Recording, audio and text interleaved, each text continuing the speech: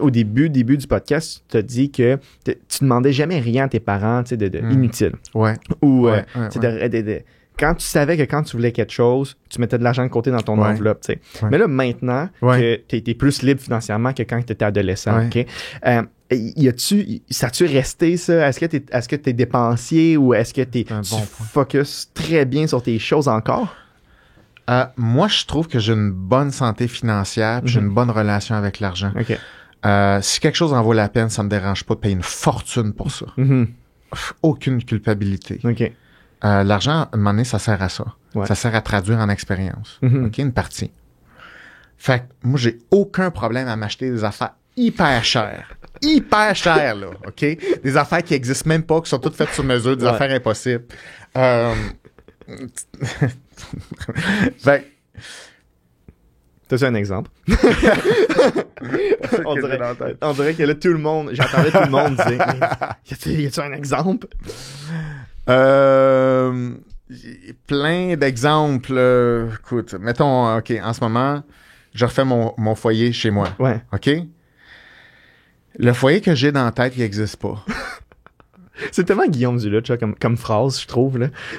Mais je sais que c'est ça que je veux dans la tête. Ouais. Fait que moi, ça me tente pas de payer de l'argent sur quelque chose qui va pas vraiment être à l'image de ce que je souhaite. Ouais. Donc, soit que je me fais un cadeau, soit je m'en fais pas. Je comprends. Tu sais, fait que là, j'ai bâti un foyer sur mesure en fonte et tout ça qui a coûté 100 000 $. Mais écoute, t'es embarqué dedans le truc. Tu sais, ça a pris une grue, mais ça. Bref, ça. Fait que c'est comme. Moi, c'est important pour moi, le feu. Ouais. Je le sais, j'aime ça, le feu. OK? Ouais. Fait que c'est comme, là, je vais me tendre d'en avoir un chez nous, un feu. Je veux le voir. Peux-tu faire un feu de 6 pieds de haut? Ouais. Bon, ça existe pas. Ça se fabrique-tu? Qu'est-ce qu'il faut faire? C'est qui les ingénieurs qui les fabriquent? Fait que, tu sais, il y a des choses que, pour moi, ça vaut la peine, ça, dépenser de l'argent. Puis il y a des affaires qui en vaut pas la peine. Parce que, là, ça a l'air bien flashy, là, mais je dépense pas sur des affaires qui sont comme des petites dépenses inutiles. Fait que je fais attention à ce que si tu dépenses de l'argent, il faut vraiment que ça renforce quelque chose qui est comme un rêve à l'intérieur. Sinon, ne perds pas ton temps avec ça, parce que sinon, tu vas dépenser une fortune en petites choses dont tu te souviendras même pas. Donc, il y a ça. Fait que j'ai pas de culpabilité. Ouais. Non. L'autre chose, c'est que puis ça, c'est pas une logique québécoise, c'est que... C'est là que j'allais. OK. Là, bon, je sais pas où toi t'allais, mais c'est... Quand tu travailles fort dans ta vie, l'objectif, c'est que tu fais pas de l'argent juste pour toi. Tu fais de l'argent pour toi, ta famille, puis ta descendance. Il y en a d'autres cultures qui sont très, très forts là-dedans, comme les Juifs. C'est des machines de ça. C'est eux qui ont raison. Le but, moi, avoir une maison, tu sais, oui, c'est bien correct, mais c'est pas ça le but. Le but, c'est créer un patrimoine que tu vas pouvoir léguer à tes enfants. Ouais. Puis là, il va falloir t'enseigner à tes enfants comment gérer ça, puis qu'eux contribuent à ça. Puis là, tu as une lignée qui est forte, qui est solide. Ouais. Donc, moi, j'ai ça dans la tête. C'est-à-dire, l'argent, ça sert à garder pour les prochaines personnes de qui tu vas avoir la charge. Puis, est-ce que tu penses... Moi, c'est là que j'allais avec quand tu as nommé le Québec. Tu as parlé d'autres cultures qui sont bons avec ça. Est-ce que... Comment tu trouves que le Québec est en ce moment au niveau de l'argent? Quand quelqu'un fait de l'argent. Parce que c'est tabou, là, au Québec, quand quelqu'un fait de l'argent. Puis tu as vu plein de cultures, tu en as vu vraiment beaucoup. Puis t'as vu des tribus qui n'ont même pas de système quasiment monétaire avec de l'argent papier comme nous on connaît. Fait que, comment tu trouves le Québec? Puis est-ce qu'il y a une culture que tu as trouvée qui était vraiment excellente avec l'argent? Ben, moi, je pense que le modèle juif, il est très, très puissant. Là. Définitivement, les liens familiaux sont super forts, l'éthique de travail sont super forts. Ils travaillent fort, les valeurs sont extrêmement serrées. Et ils ont la logique de... C'est comme de l'argent, ça sert pas à dépenser sur une auto modifiée. Là. Ouais. Tu bâtis quelque chose, puis c'est un privilège d'avoir de l'argent. Tu l'as gagné, bravo. Mais il faut que tu sois solide. Compte pas sur l'environnement pour comme prendre soin de toi. Il faut que tu sois autonome. Puis ça, on n'a pas cette logique-là de survie en ce moment.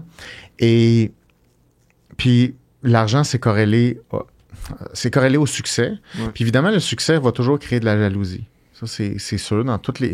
Tous les humains sont jaloux parce qu'ils se comparent sans arrêt. Mm-hmm. Il y a des cultures qui sont nettement meilleures que d'autres pour promouvoir le succès. Mm-hmm. Puis ça n'a pas rapport nécessairement avec l'argent. Un des exemples, quand je suis en Éthiopie, eux, c'est pas l'argent, c'est les vaches ou les chèvres. Ouais. C'est ton troupeau. Plus tu as un gros troupeau, plus tu es puissant. Mm-hmm. C'est comme de l'argent, c'est la même chose, OK? Mais on reconnaît cette valeur-là de dire, wow, regarde cet homme-là, il est capable de garder en vie 100 vaches ou 150 chèvres. Wow! C'est un gars qui est très fiable. Parce que regarde qu'est-ce qu'il est capable de maintenir en vie. Donc, non seulement il y a une valeur, parce que c'est une valeur, mais c'est une valeur vivante. Il garde des unités en vie. C'est quelque chose. Donc, évidemment, cet homme-là va avoir une meilleure crédibilité pour avoir une femme, pour avoir la confiance de beaux-parents, tout ça. Parce que quand tu es un homme, dans la plupart des cultures du monde, c'est pas basé sur le feeling d'amour pis ces affaires-là. C'est, t'es-tu vraiment fiable comme personne? Ouais. Puis c'est comme, dis-moi pas que oui, montre-moi que oui. Mm-hmm. Donc, définitivement, il y a des cultures qui sont meilleures que d'autres pour valoriser cette richesse-là, ce succès-là. Puis en ce moment, la richesse est associée un peu à un privilège non mérité. Parce que là, il y a toute la notion de privilège, là, en ce moment, qui est en jeu. C'est-à-dire, si tu as une ressource ou une position qui te donne accès à des ressources, c'est pas parce que tu le mérites.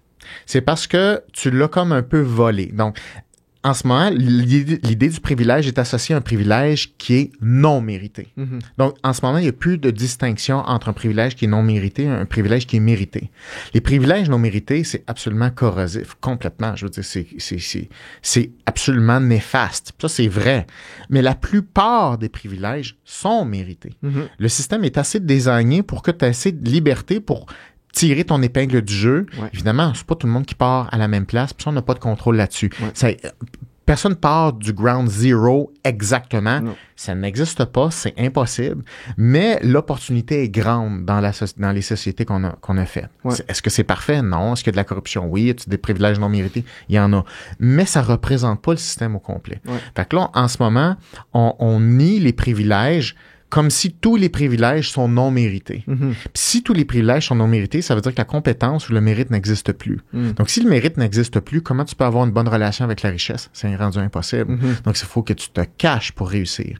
Et quand une société doit cacher ses meilleurs individus qui réussissent, ça va pas bien, les amis. Ouais. Donc, en ce moment, si on regarde des indices économiques, financiers, on peut pas être à une pire position en ce moment au Canada, puis ça s'en va vers le pire. Mm-hmm. On est rendu à 8% d'inflation. Je veux dire, c'est les personnes qui sont riches s'en vont du Canada parce que c'est comme on surtaxe, puis en tout cas, c'est compliqué, là, c'est un gros sujet, mais il n'y a pas la valorisation de ce qui crée la richesse. Ouais. On n'est pas dans un courant comme ça présentement. Mm-hmm.